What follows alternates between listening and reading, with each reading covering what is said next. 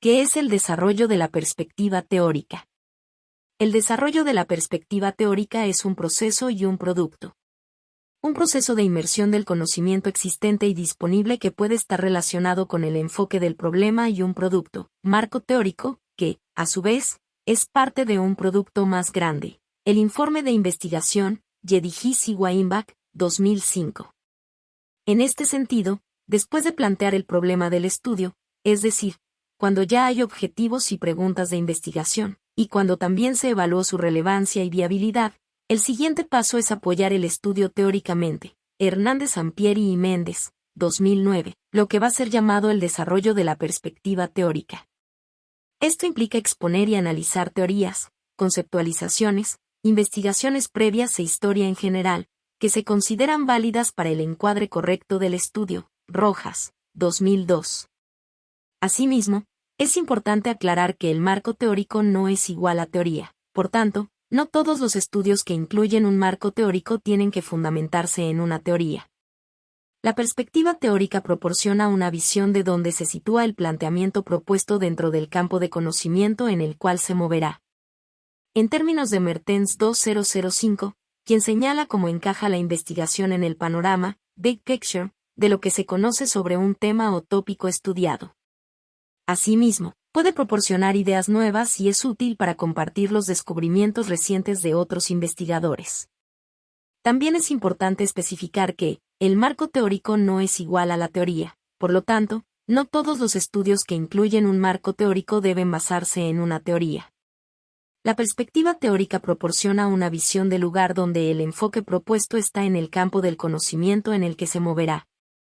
En términos de Mertens 2005, quien destaca que la investigación es parte del paisaje, visión general, de lo que se conoce en un tema o un tópico estudiado.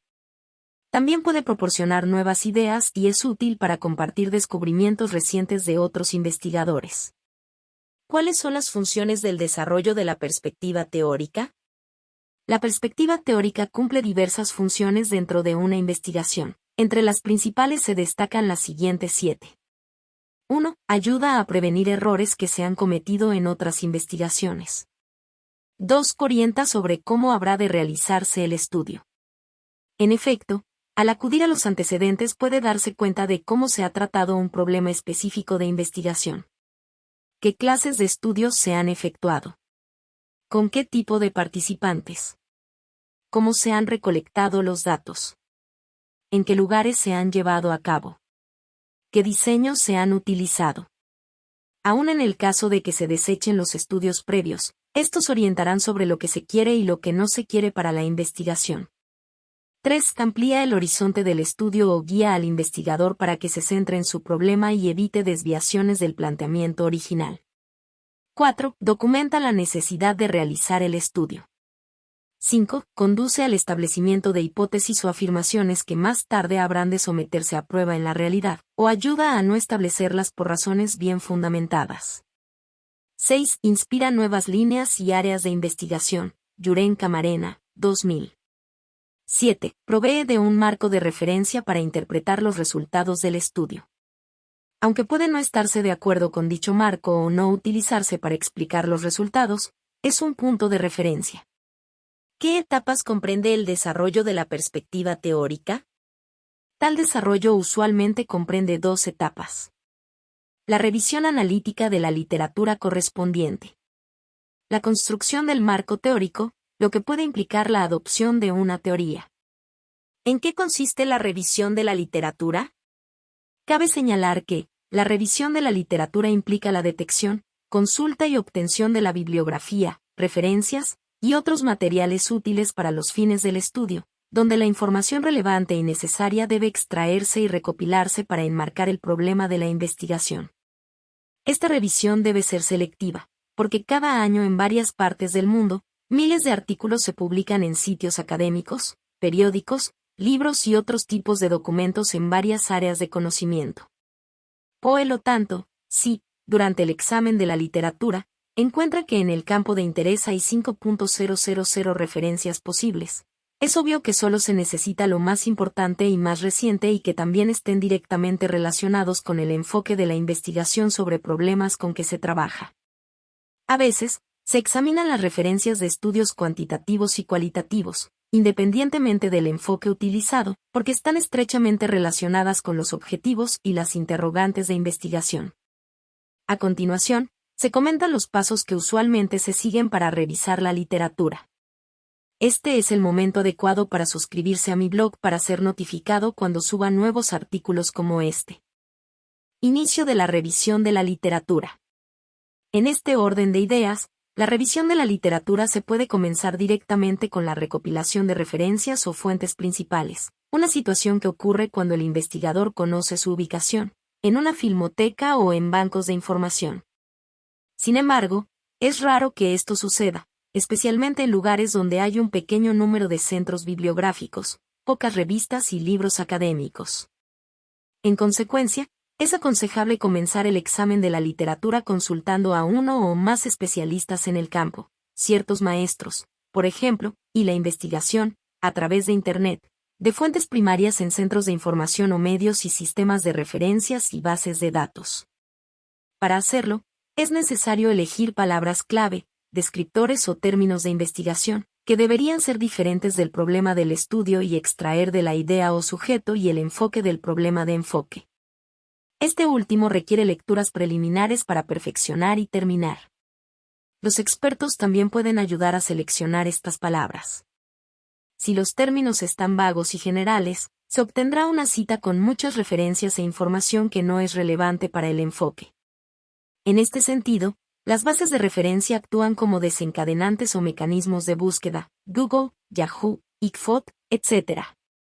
Por ejemplo, si se hace una consulta con palabras como escuela, educación, comunicación, empresas o personalidad aparecerán miles de referencias y se perderá en un mundo de información. Entonces, los términos de búsqueda deben ser precisos, por lo que, si el planteamiento es concreto, la consulta tendrá mayor enfoque y sentido y llevará a referencias apropiadas. Asimismo, la búsqueda deberá hacerse con palabras en español y en inglés, porque gran cantidad de fuentes primarias se encuentran en este idioma. Es por eso que, al acudir a una base de datos, solo interesan las referencias que se relacionen estrechamente con el problema específico a investigar. Por ejemplo, si se pretende analizar la relación entre el clima organizacional y la satisfacción laboral, ¿cómo se encontrarán las fuentes primarias que en verdad tienen que ver con el problema de estudio que incumbe? Primero, con la revisión de una base de datos apropiada. Si el tema trata sobre clima organizacional y satisfacción laboral, no se consultaría una base de referencias sobre cuestiones de química como Chemical Abstracts ni una base de datos con referencias de la historia del arte, sino una base de información con fuentes primarias respecto a la materia de estudio. Tal es el caso de Wiley InterScience, Communication Abstracts y AVI/Inform, bases de datos correctas para la investigación. Si se va a comparar diferentes métodos educativos por medio de un experimento, se debe acudir a la base de referencias adecuada, ERIC, Education Resources Information Center. En español también hay algunas bases, como Latindex y Redalic, para diversas ciencias y disciplinas, BBS, Ciencias de la Salud, Enfispo, Enfermería, etc. Una vez elegida la base de datos que se empleará, se procede a consultar el catálogo de temas, conceptos y términos, Thesaurus, respectivo, que contiene un diccionario o vocabulario en el cual puede hallarse un listado de palabras para realizar la búsqueda. Del catálogo deben seleccionarse las palabras o conceptos claves que le proporcionen dirección a la consulta. También puede hacerse una búsqueda avanzada con esos términos, utilizando los operadores del sistema booleano, AND, en español y OR, en español o, y NOT, en español no. Con los descriptores y las preposiciones se establecen los límites de la consulta al banco o la base de referencias. La búsqueda proporcionará un listado de referencias vinculadas a las palabras clave. Dicho de otra manera, el listado que se obtenga dependerá de estos términos llamados descriptores, los cuales se escogerán del diccionario o simplemente se utilizan los que están incluidos en el planteamiento.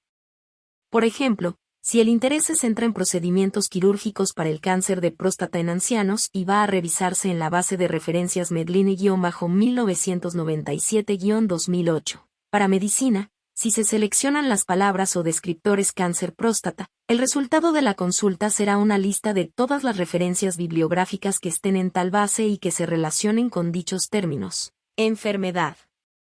Si la búsqueda se hizo el 28 de enero de 2019, se obtienen 39.643 referencias, que son demasiadas, por lo que se tiene que utilizar más descriptores o incrementar la precisión. Al agregarle el término anciano, el resultado fue de 14.282 referencias, todavía muchas. Y al agregarle cirugía, porque realmente el estudio se centra en ello, el número es mucho más manejable, 132 fuentes primarias. Desde luego, las búsquedas avanzadas pueden acotarse por fechas, por ejemplo, últimos 3 años, de 2015 a 2020, de 2010 a 2019. Específicamente, respecto a libros, ya se sabe que pueden buscarse en las páginas de las principales editoriales y librerías, así como en otros lugares, Amazon, AbeBooks en español, etc. De las referencias encontradas en las búsquedas, se eligen las más convenientes. Obtención, recuperación, de la literatura. Una vez identificadas las fuentes primarias pertinentes, es necesario localizarlas en las bibliotecas físicas y electrónicas, filmotecas, hemerotecas, videotecas u otros lugares donde se encuentren. Si se compran artículos de revistas científicas, se descargan y guardan en su disco duro para su posterior consulta, y también suelen imprimirse. Si son libros comprados vía Internet, se estará pendientes de que lleguen a sus manos, etc. Para contacto con nuestro equipo de asesoría de tesis, trabajo especial de grado o cualquier otra investigación, formulación de proyectos sociales, económicos, psicológicos y científico, no dude en escribirnos a asesoríatesis60@gmail.com, jpleal@yahoo.com o comunicarse por el WhatsApp 58 412 4392585. Profesor Leal.